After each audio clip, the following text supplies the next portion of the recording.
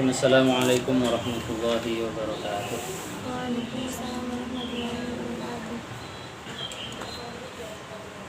Alhamdulillah wassalatu wassalamu ala Rasulillah wa ala alihi washabihi wa mawalah.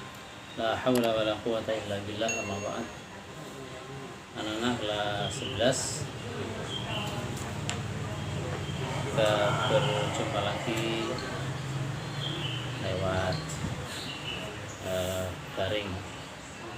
Pada kesempatan kali ini kita akan membahas bab 3 tentang syariat, thariqat, hakikat dan ma'rifat. Dimensi ajaran Islam. Ajaran Nabi Muhammad SAW memiliki 3 dimensi, yaitu iman, Islam, dan ihsan. Tasawuf merupakan implementasi dari dimensi ihsan tersebut. Islam, istilah tasawuf pada masa Rasulullah SAW belum dipergunakan, tetapi secara substansial telah dilaksanakan. Berikut adalah sebuah hadis yang menjelaskan tentang iman, Islam, dan ihsan. Dari Sayyidina Umar radhiyallahu anhu, qala bainama nahnu julusun inda Rasulillah sallallahu alaihi wasallam dzata yaumin idh tala'a alaina rajulun shadidu bayadis thiyabi shadidu sawadis sa'ari la yura alaihi ahdus safar wa la ya'rifuhu minna ahadun. Pada suatu ketika, kata Umar, ketika kami para sahabat sedang duduk-duduk bersama Rasulullah Shallallahu Alaihi Wasallam, tiba-tiba datanglah seorang laki-laki yang memakai pakaian sangat putih bersih dan rambutnya sangat hitam pekat, yang aneh dan mengherankan para sahabat. La yura alaihi atharus safari wala ya'rifuhu minna ahadun. Laki-laki itu orang asing. Mereka para sahabat tidak ada yang mengenalnya, tetapi anehnya tidak ada bekas perjalanan jauh. Orang kalau dalam perjalanan jauh kan kelihatan capek, terus mungkin wajahnya kumut-kumut gitu ya. Terus rambutnya rada acak-acakan. Ini enggak, rambutnya rapi, bajunya bersih, wajahnya berseri-seri, seperti tidak dari mana-mana. Padahal mereka nggak ada yang tahu.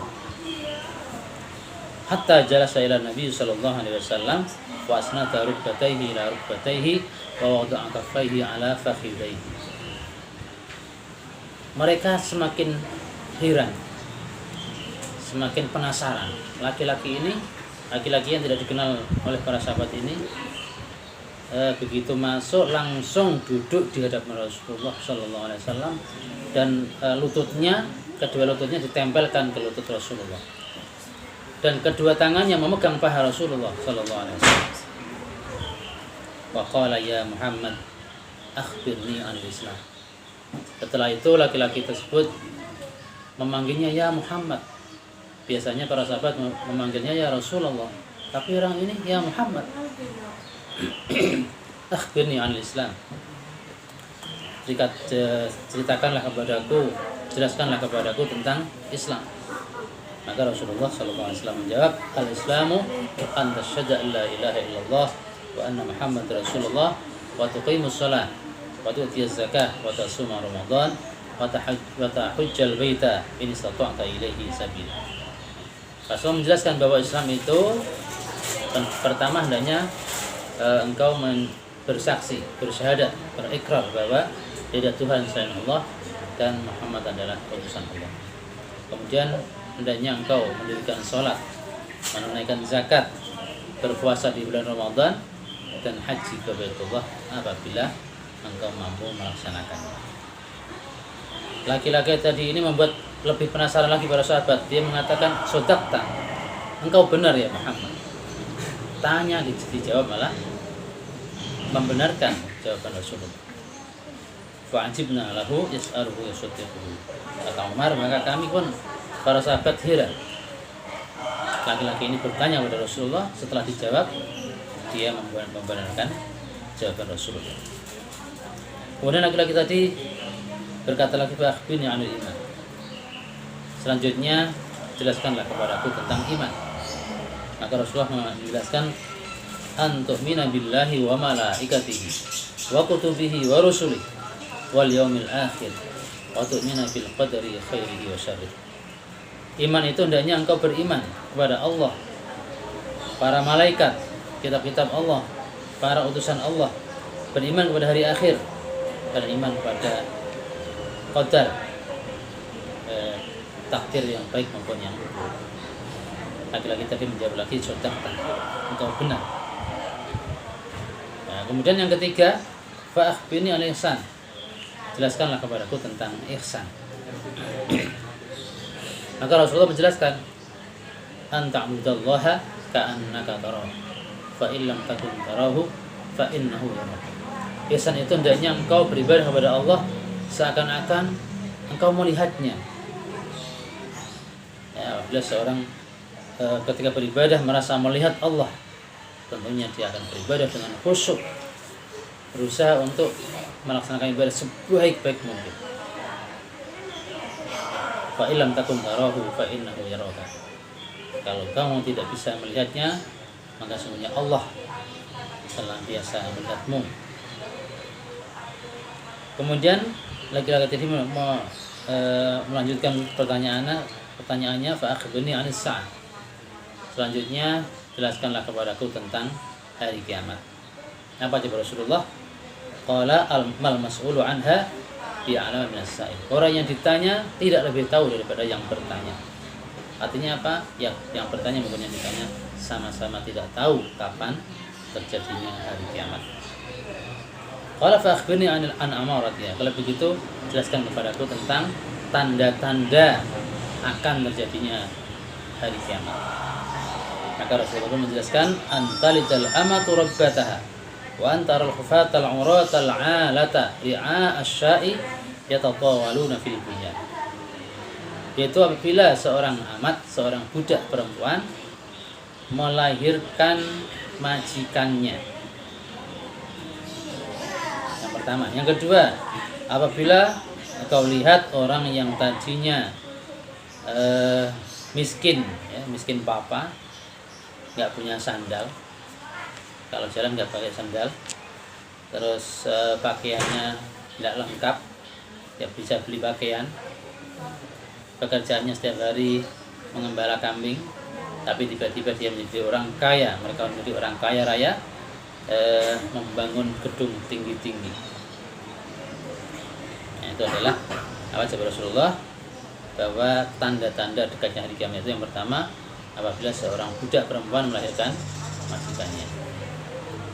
Apakah ini sudah terjadi? Sudah terjadi. Ya, ya ini apa? Artinya apabila anak sudah memperlakukan orang tuanya seperti budak. Dan ini terjadi di mana-mana, di kota maupun di desa, terutama di kota-kota besar. Anaknya menjadi pengusaha sukses, orang tuanya di rumah disuruh menjadi pembantu, ngomong anaknya, masak, mbak ngepel, nyapu. Nah, ini orang tua seorang ibu melahirkan bosnya. Yang kedua juga sudah terjadi. Ini yang dimaksud adalah orang-orang Arab. Orang Arab itu dulu miskin-miskin, tapi sekarang sudah kaya raya. Dan gedung-gedung yang tertinggi di dunia itu di Arab Saudi. Ini menunjukkan bahwa tanda-tanda kiamat sudah dekat sekali. Tsumman talaqa falabithu maliyan. Kemudian laki-laki tadi pamit pergi. Tidak lama kemudian Rasulullah SAW manggil saya, ya Umar, atau dari mana sa'il, wahai Umar, tahukah kamu siapa tadi yang bertanya? Maka saya menjawab, Allah wa Rasuluhu a'lam. Allah dan Rasulnya yang lebih tahu. Saya tidak tahu ya Rasulullah, yang kenal siapa beliau. Qala fa innahu Jibril atakum ya'allimukum dinakum.